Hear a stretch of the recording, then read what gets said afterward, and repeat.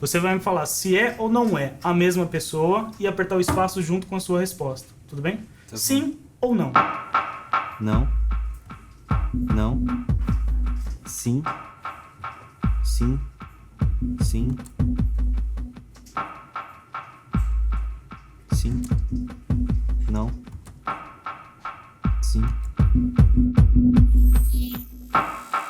As pessoas normalmente olham para o centro da imagem e depois elas se perdem. Elas não conseguem mais pegar onde que as pessoas estão olhando e ela começa a olhar para o resto. Se você pegar o melhor e o pior, você percebe que os piores olham mais para os olhos, enquanto os melhores olham mais para o centro da face.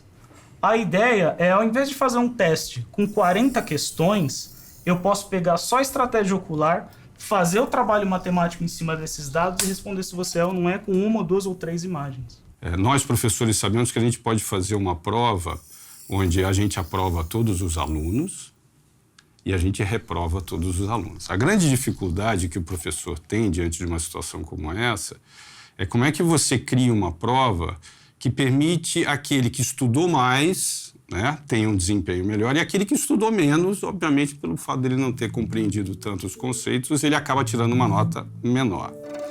Só que, se você olhar a execução da prova por simplesmente o acertou e errou, né, que é o que a gente faz hoje, você perde a informação que é a mais importante. Qual foi a dificuldade, de fato, que esse estudante teve para desempenhar aquela tarefa? Diante de uma situação onde você percebe o esforço cognitivo desse estudante, você talvez, a estratégia mais correta que você tenha que fazer é ter uma prova que muda de acordo com a resposta desse estudante.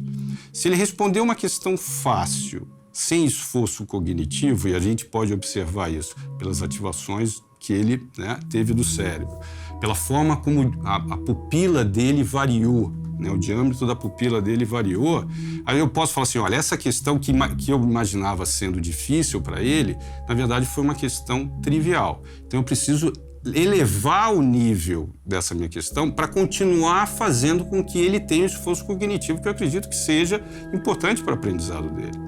E para aquele que, teoricamente, foi mal na primeira questão, embora ele tenha feito um alto esforço cognitivo, se eu colocar uma questão na mesma proporção daquela, talvez eu perca esse estudante. Ele entra num outro processo, ele simplesmente desiste de responder a questão. Se o objetivo é fazer com que as pessoas aprendam mais, você tem que ter uma forma de, sempre nesse momento, estimular cada vez mais, né, a execução da tarefa para, consequentemente, ter um aprendizado maior. Você pode ajustar, né, essas avaliações e, mais do que ajustar, na verdade, você pode fazer com que você, num processo de ensino, você contemple o que é o objetivo fim, fazer com que ele aprenda mais. O algoritmo é simplesmente um conjunto de regras para um objetivo específico.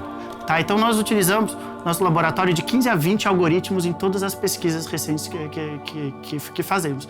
E nunca sabemos para aquele problema específico, qual vai ser o melhor algoritmo para tomar essa decisão específica. Por quê? Porque cada algoritmo toma decisão utilizando um conjunto de regras diferentes, busca padrões nos dados de uma forma diferente.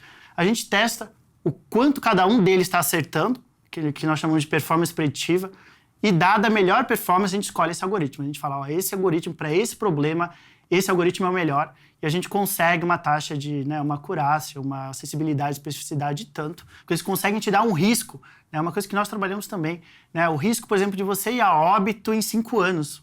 Tá? É uma coisa que nós mostramos com os nossos algoritmos, com dados brasileiros, que nós conseguimos uma performance bastante boa, mesmo com poucos dados.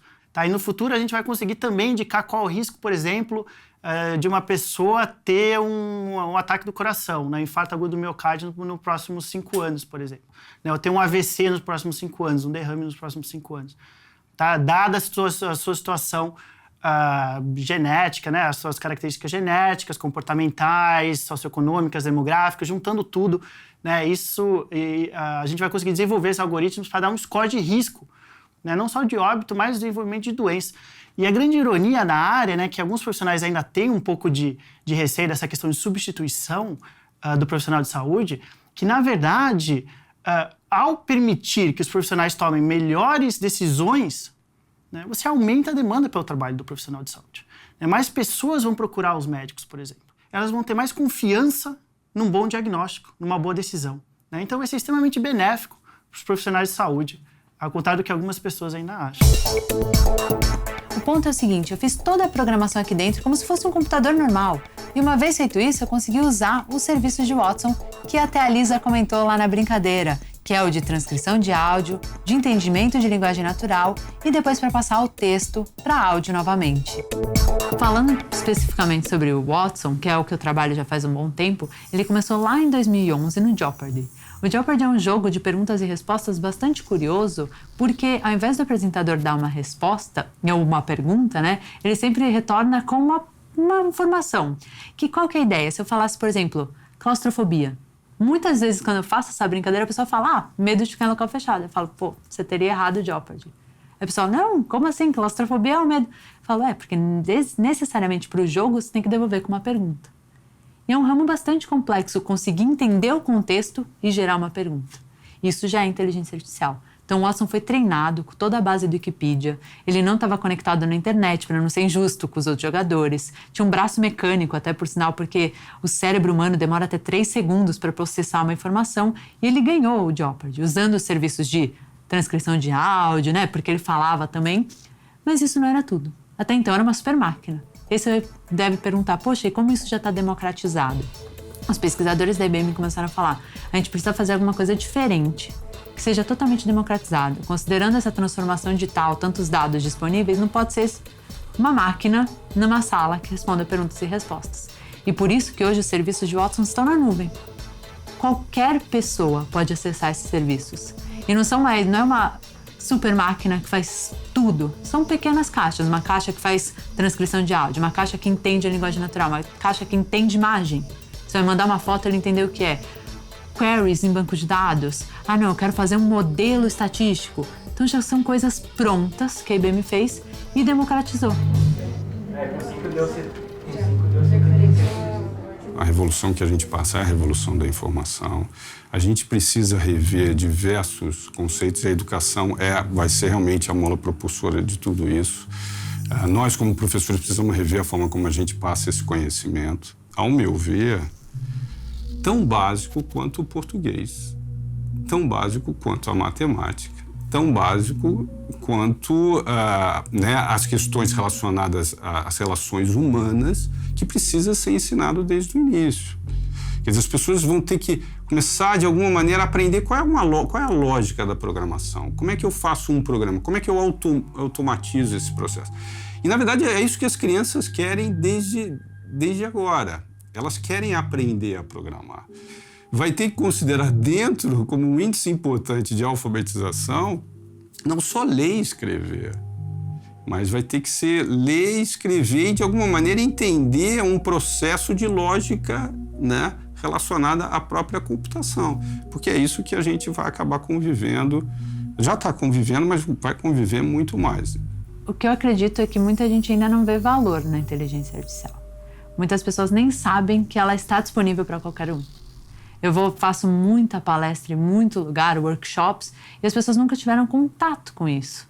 Minha mãe, que é professora, já chegou para mim e perguntou, Stephanie, o que eu posso usar de inteligência artificial? E eu dei casos diversos, até a São Paulo está usando hoje um assistente de professor para dar as informações melhores possíveis para os alunos. Então, eu acho que o que falta na população não é nem entender e rejeitar a inteligência artificial, ainda falta essa inserção de tecnologia como um todo. E nós realmente visamos que qualquer um possa utilizar. Por isso que eu trabalho muito com desenvolvedor. E desenvolvedor tem em qualquer lugar, tá? Numa grande empresa, tá na comunidade, tá em startup, tá em parceiros, e qualquer um pode usar também.